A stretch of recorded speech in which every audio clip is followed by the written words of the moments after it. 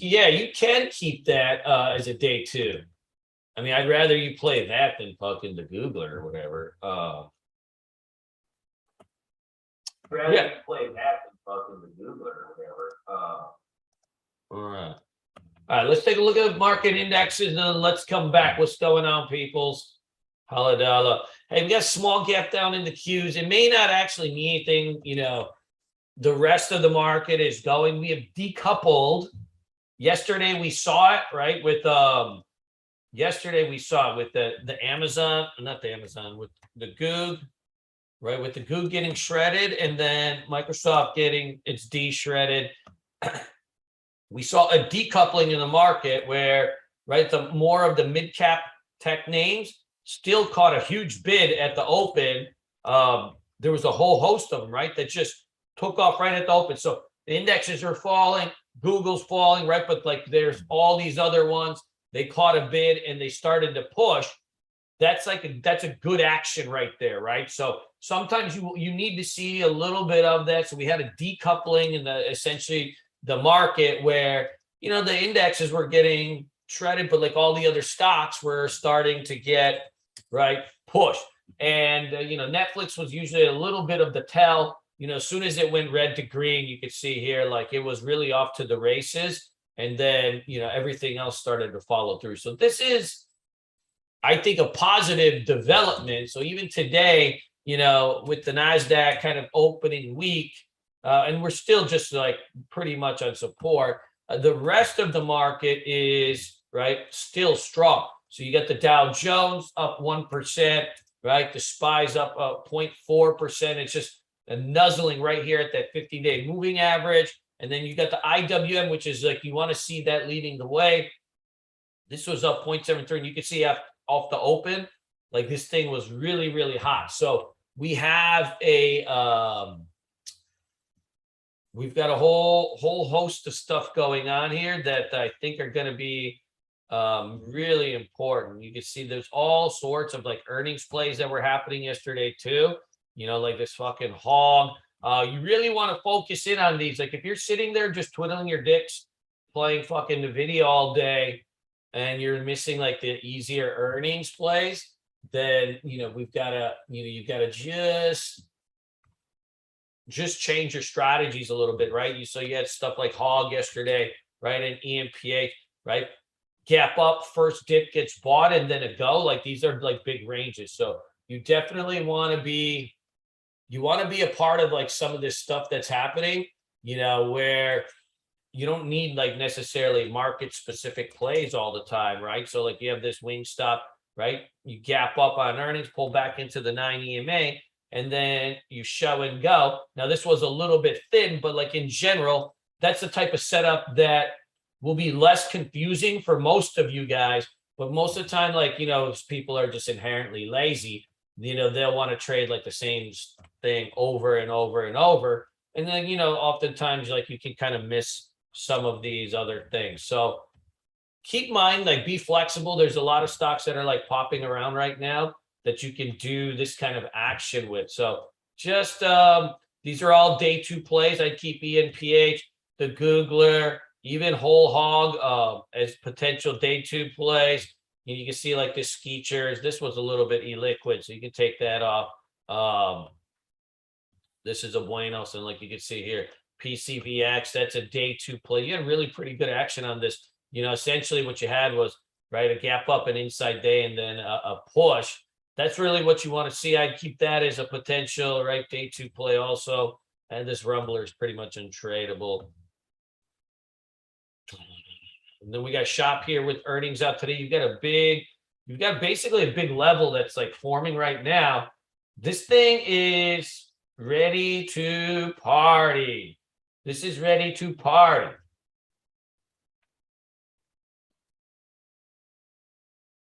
All right, let's take a look at the gappers here, and then we'll go back through the old watch list and kind of narrow things down a little bit so you don't have to watch like 50,000 things.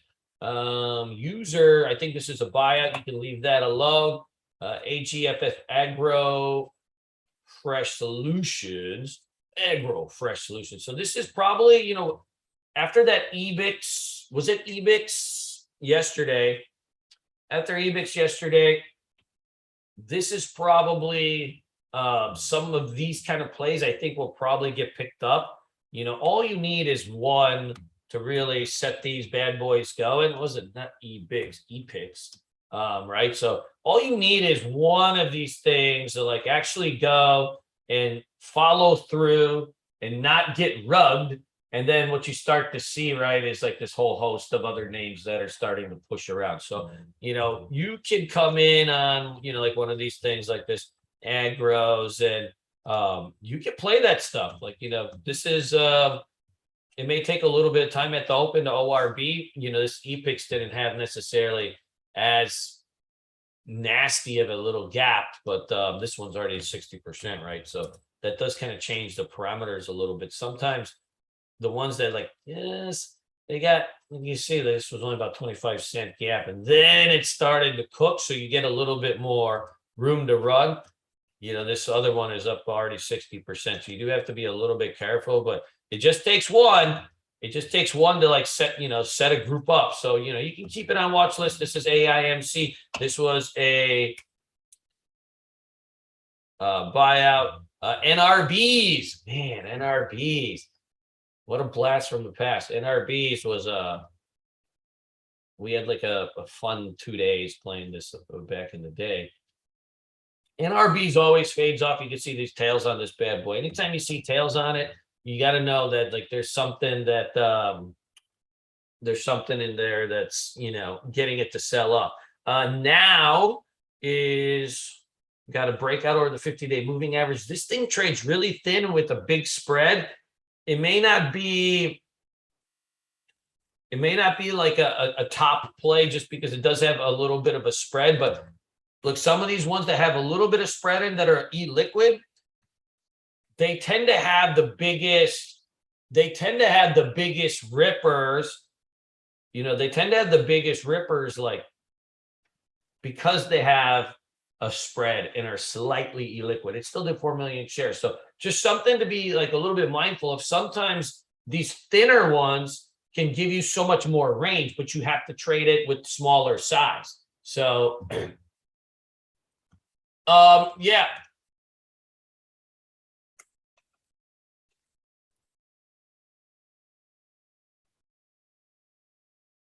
Yeah, let's add this now to the watch list.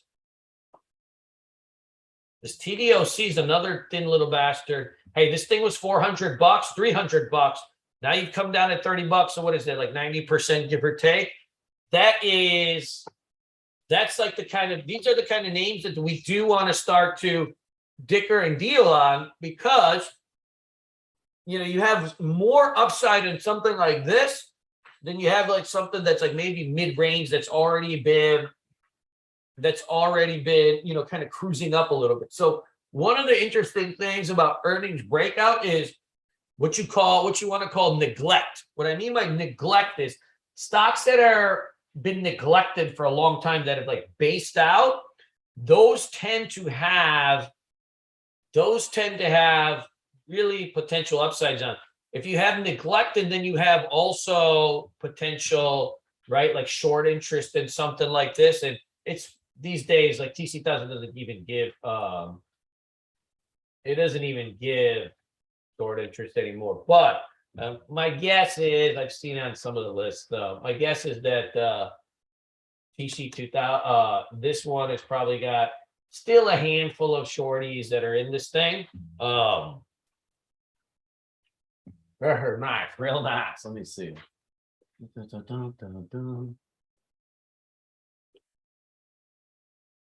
Yeah. At the last look, it was about 21.24%. And that, you know, that data is probably fucking a month old, but that's all we have. So you can use that. So let's add this to the list.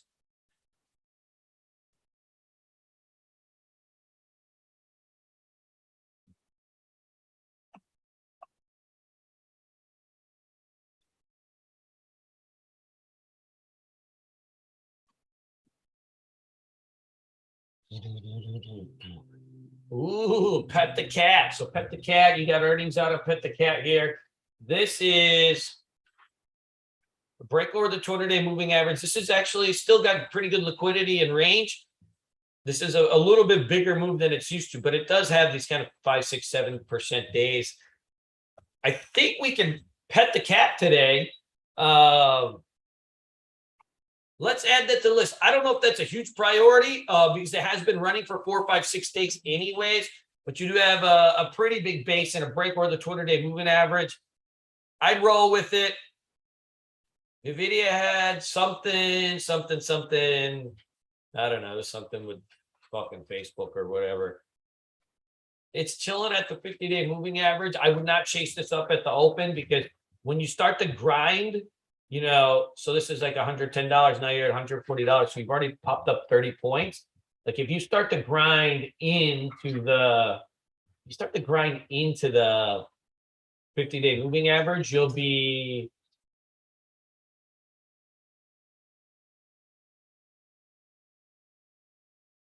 I am, Jim. It's called Discord. I am every morning. So when you start to grind into the 50-day moving average, you don't want to chase it up at the open. So essentially what happens is like if it bases out a little bit and then comes in, you'll be okay. But otherwise, I think probably the AMD has more room. If you see the 50-day moving average here is 72, right? And you got a little bit more of a tighter base. NVIDIA has definitely a lot more heat, but it's running into resistance. So just something to kind of be mindful of when you're trading these. So say you have intraday patterns, right? Your intraday patterns, say you're trading VWAPs, ORBs, quick pullback buys or whatever, right? You still need to do your intraday patterns and base them around specific levels, right? On the daily chart. So your daily chart tells you what you want to trade and then the areas that are of importance. And then you want to use your intraday chart to align right with that overall thesis. And so you still have to marry these things. And if you don't marry them, then what ends up happening is you just end up getting hooked. WDC Western Digital. So this has also got a pretty big base over here. It would really need a lot of work. This stock just does not move very much. I think we got easier plays. Shopzilla, frankly, may take it out at the open. Draw your levels on this bad boy. You know, this may, if you ever see on these earnings plays, sometimes like they have like one MPC like right at the open, it just goes. That's usually when they break, when they have like a very, very key level in the pre-market and it like starts to coincide with something you have on the daily. That's when you start to see those MPCs like come up like the first like 30 seconds of the market. So you got to be, you know, keep that in mind. BBBY, all bullshit. CCJ, bullshit. Love. Okay, so this is like a beat on airlines. There's nothing worse in the world to trade than airlines. Like you don't need to be in airlines. Like it can move fine. There's nothing wrong with it. But if you want to sit there, like trade, get in a trade and sit there for like 2 hours and make like 30, 40 cents, then all right. Then you can trade like Love and Dell or banks, you know, these kind of things. But in general, retail stocks, banks, airlines, gold miners, these are like the worst things to trade. You know, you can even really throw in oil stocks if you want. You know, they gap a lot and then they kind of like, they lose a lot of their range. They're better for swing trading. There's certain stocks that are just good for swing trading, certain stocks, right, that are good for day trading. Chunk. All right, let's look on the downside here. Bull Financial. All right, so this has already got 500,000 shares in volume. Loss narrows, revenues rise. This thing's getting punished. This thing actually probably, it'll need a pop at the open. But this is actually something that could fizzle out on the short side. It'll need a pop at the open, like $3, $4, $5 or whatever. And then it may fizzle out. All right. So that just means you got to wait on this one. and then we'll see like what's up, all right, on this wolf speed or whatever this thing is called. Interesting enough, like it did gap up last time. It gapped up on earnings and followed through for days. So they must have, said something. They must have farted on that conference call. You can see here Meta. I mean, Meta is not really. We'll keep an eye on Meta today, but this is not going to be probably tradable down 30 points unless it squeezes up or something like that. You may think in your head like this is probably a prime time bounce candidate. It may be, but that's like Jason.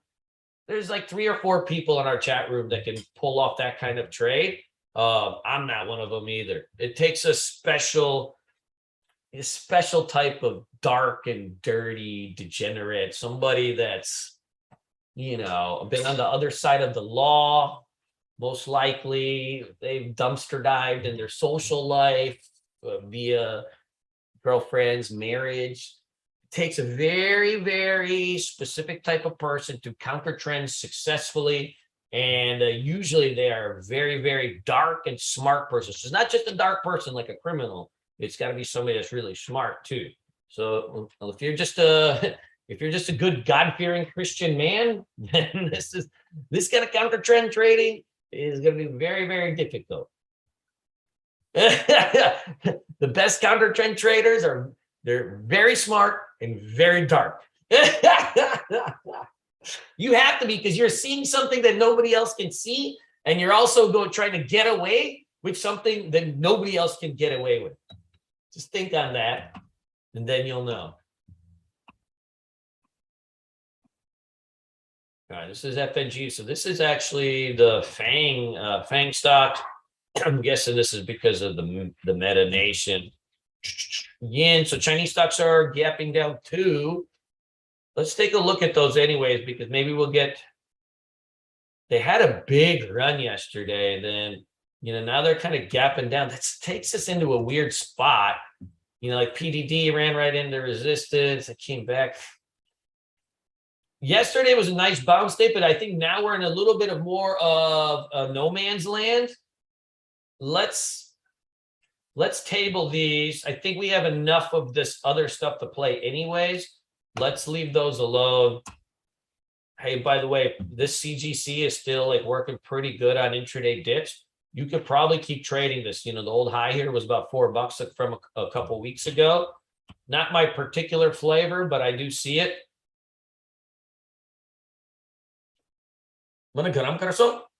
Soup, yeah.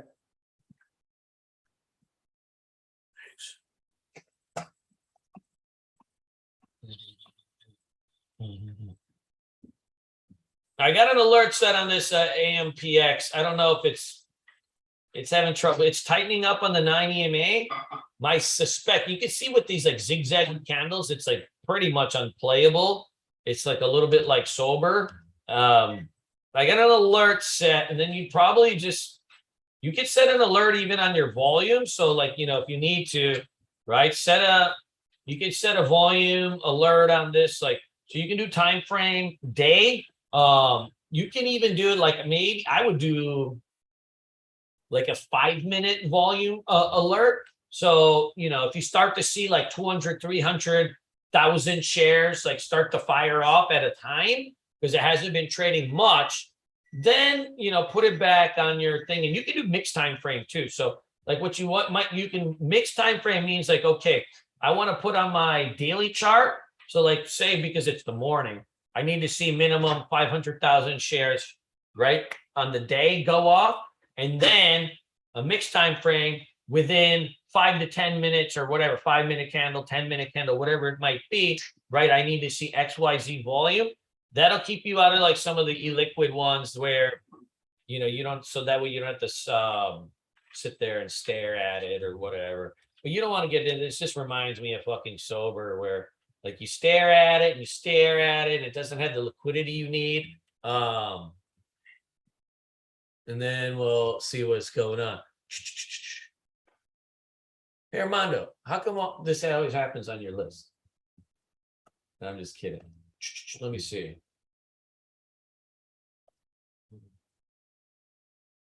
Oh, I got 6,799. Just copy and paste them, and then sometimes instead of just doing the condition, just copy and paste the actual list. It ends up helping here. Let's start to narrow these down a little bit. I think shop is number 1. TDOC is number 2. Then we've got NVIDIA, AMDs. We got Boeing for day 2s. We got Roblox. Right, even though it pulled back, it should start to bounce here a little bit again. ENPH for day 2, coin for day 2, and then we've been waiting on these damn steel stocks. They're starting to trend a little bit, but they're just not really giving us the range on it. But I'm still looking. And then I got a whole host of these like small little guys. Like if the market really squeezes, I think we want to load in. And these are secondary plays, so I'll just keep alerts on them. But WeWorks.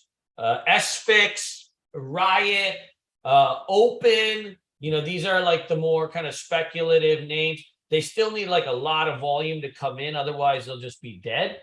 But we want to keep a couple of those bad boys in. We were in playing CBNA yesterday. I think this one is not done either. W, so these are short squeeze. We want to play like these short squeeze names. If the market holds up, there's 30, 40 names that still have like 20% plus short. We want to definitely load in on those. If the market starts to hold today, the short squeeze will be on. So that's your Pelotons, your W, UPST, Affirm, CVNA, TDOC. I'm going off memory right now, but those are going to be your short squeeze names. Coin, that's probably the complete one. That's a buenos right there.